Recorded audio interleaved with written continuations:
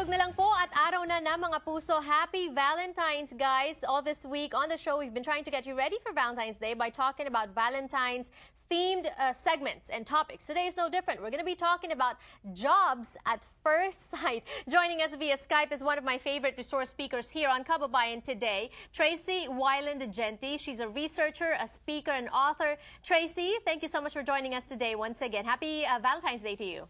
Thank you, Jannelle. Happy Valentine's Day to you, too. All right, jobs at first sight, how to make prospective and current employers fall in love with us and our work. How do we do that, Tracy?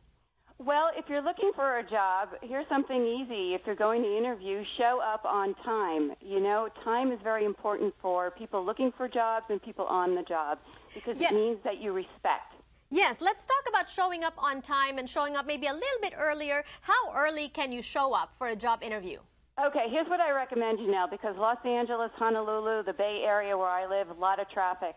Try before the interview a path, time it, and get there early. And I recommend to get there between 15 to 20 minutes before your interview. And if you're too early, go to a coffee shop and review your notes. I think it's important that you show respect by being on time.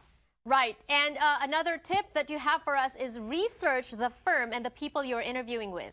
Absolutely. You want to know who you're going to meet when you get to that interview.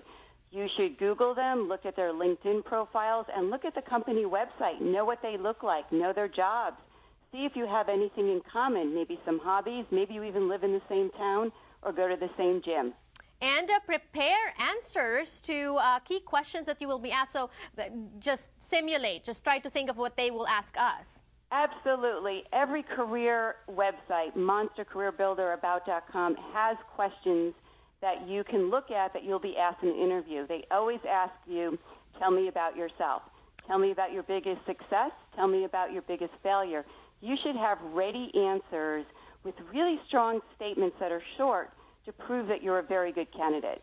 And can you please emphasize this, Tracy? Ask relevant questions because Filipinos are known to be more timid than the others when interviewing. We tend to not ask questions, but just accept whatever they tell us. Oh, then if you are timid, I would recommend make a list of questions in advance and bring them in with you. That's okay in an interview.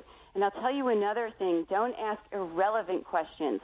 So if you have a question like, tell me more about your company, well, you can go on Google and get that answer. You can go to their website and get that answer, and the interviewer will expect you to know about their company. So write down a question, type it into Google. If you can find that answer, it's probably not a good question. And how do you express interest in the job? You know, Jannelle, everybody forgets to ask for the job. That's before you leave, you should say, I enjoyed our conversation today. Thank you for having me here. And I'd like to know the next steps because I'm very interested in this job and this company, and I want to work here. Right. And people want to hear that. They really do. Okay, love the tips. Now, when you're already in, for people that are, safe and secure in their jobs and they just want to impress their employers or supervisors perhaps, what are your 5 tips for us? Okay, I'm going to go back to that time thing because I'll tell you why, Jannelle. In a recent survey, they found that 16% of employees show up for work late once a week, every week.